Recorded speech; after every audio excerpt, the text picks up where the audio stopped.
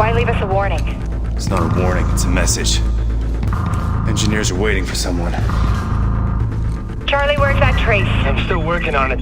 Sam, are you engaging the drone? No. Someone's hacking it. That's why Jadid was stalling. It's a trap! Get out of there now!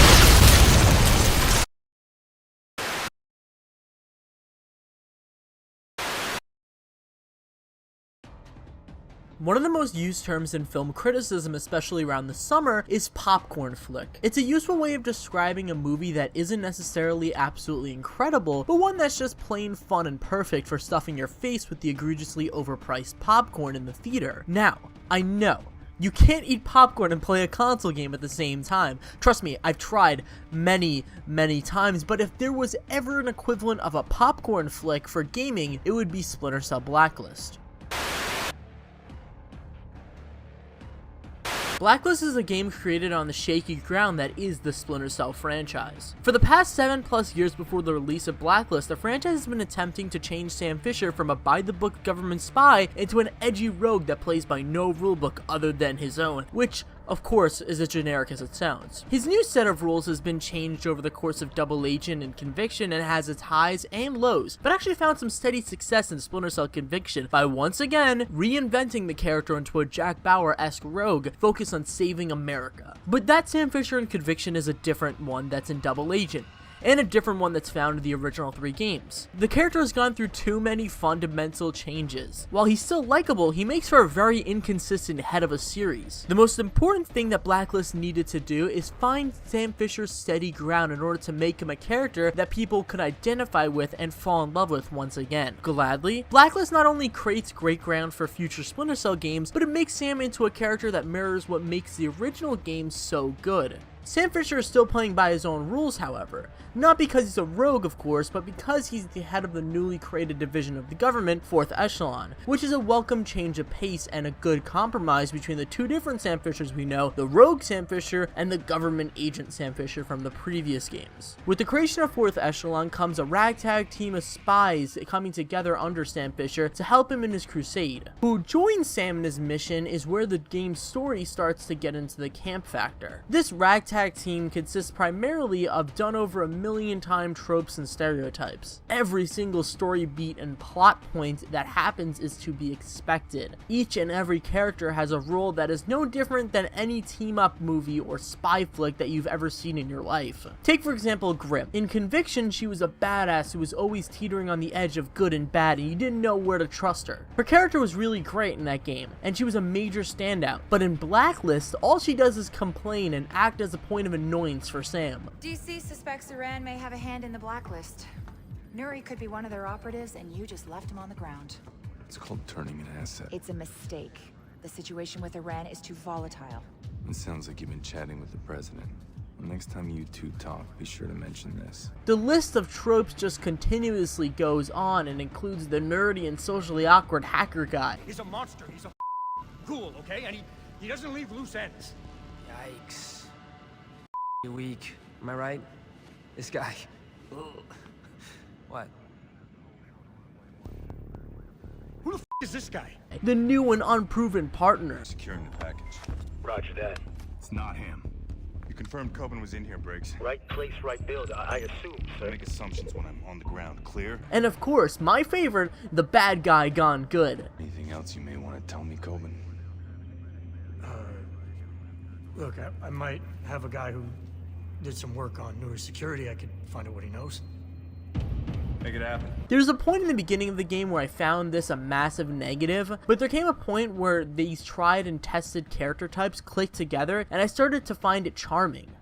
I would be lying if I were saying that I disliked it though. While this story isn't winning any awards anytime soon, it's just plain fun. Instead of dealing with a massive geopolitical topic that a lot of the previous games focused on, Blacklist tends to water down the topics into something that everyone can understand, which feels more natural, but most importantly, more comprehensive. The entire game revolves around 4th Echelon trying to track and take down a terrorist group that's targeting America at the heart of its economy. Each attack is orchestrated by a group called the Engineers, and the head of this group, of course, has a lovingly evil British accent, which just adds another fun layer of theatrics and camp to the game.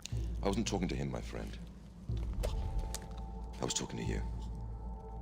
That, coupled with the movie-like character tropes, Blacklist ceases to be a super serious spy tale like the previous games, but instead becomes a game that's just trying to have fun and take a completely different approach to the Splinter Cell franchise by creating an experience that's supposed to have thrills, big set pieces, and some dramatic parts, but the game thrives when it's just focusing on the fun and excitement of being the good guys and taking down the bad guys. While it might look lazy from afar, it was definitely a fun and engaging story nonetheless. The most blatant difference from all the previous Splinter Cell games in Blacklist is the recasting of Sam Fisher. Moving away from the older and more grizzled voice of Michael Ironside, who has voiced the character since the beginning of the franchise, was replaced with a much younger and much more athletic voice actor, Eric Johnson. While Eric is quite good and does play Sam very well in most aspects, whether these physically or emotionally, he still sounds way too young for the role. He acts, looks, and even sounds like a person in his 20s, which just becomes absolutely improbable considering the sheer amount of adventures and years that Sam Fisher has under his belt that still is part of the Splinter Cell lore, not including the 20-something-year-old daughter that he fathered. It just feels weird that this character that's supposed to be relying on decades of experience sounds like he's in his late 20s to early 30s at best, when he realistically should be pushing 50. How are you? I'm alright. I think I just got rid of the last of the turkey leftovers. Avoiding them was my plan all along. Things getting back to normal? The positive of this change in actors is the amazing animations and decent face tracking technology that's a first for the franchise. While his voice seems really off, the physicality of Sam Fisher has been fully realized because of the new actor. Another thing I really appreciated about a younger Splinter Cell actor is the amazing fluidity of action that the game offers. This is a game about choice and the flowing between playstyles. Whether you want to kill everyone you see or not spill an ounce of blood, Sam Fisher is able to do it all. Hell, I myself even played literally the entire game on my first playthrough without even ending a single life. That's something that takes amazing game design and can only be possible with massive attention and care. There was so many options just popping out at me while running through the diverse levels from places like Bangladesh to Chicago. Just by looking at one small sliver of a large level, I was able to see at least a dozen different approaches to take out just one given enemy. I could take out my pistol and shoot him, or I can sneak up behind him and stab and knock him out, or I can just sneak right past him. Blacklist has as much a focus on the assault approach as it does the ghost approach, as it does the panther approach. It's all relatively equal and allows you to approach it any way you want to.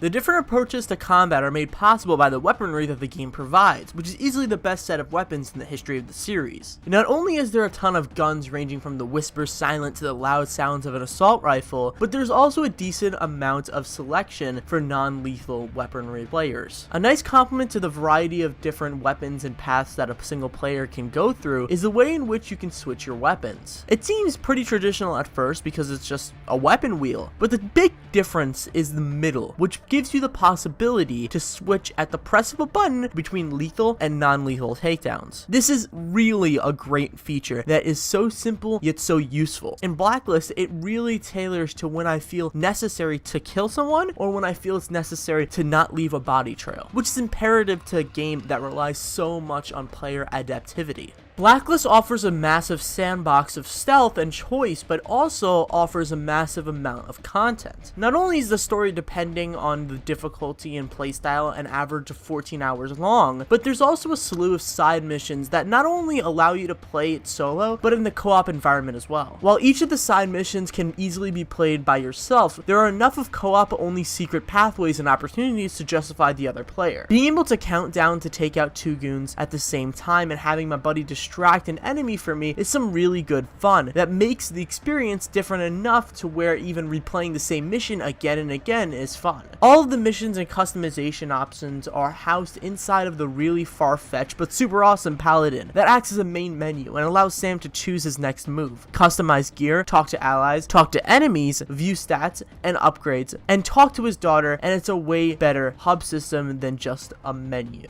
In the Paladin, you can also play Spy vs. Mercs, the multiplayer mode that pits first-person mercenaries against Sam Fisher-esque spies. This is the first time the mode has come back since Splinter Cell Chaos Theory, and it's been a fan favorite. Since the game came out several years ago, I only was able to match with one person. While it seems to be fun, the multiplayer scene, at least on PC, is dead, so I can't really rate it. Blacklist is a great return to the roots of the series while retaining the action gameplay that made Conviction amazing. While the story feels way too light and shallow, it's still a fun time that was engaging and exciting. The gameplay is the most open and fun the series has ever created, with some of the coolest and most intricate animations and action set pieces. Overall, I surprisingly had a lot of fun with Splinter Cell Blacklist, especially considering the change of story, voice actors, and gameplay, but it all works really well and makes for a great Splinter Cell game, and a game that all fans of stealth should really try out.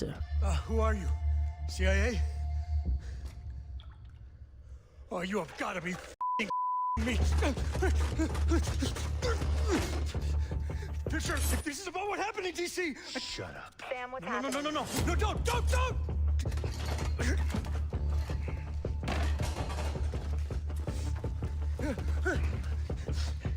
You here to save me? I'm here to save what you know. I give Splinter Cell Blacklist an 8.2 out of 10.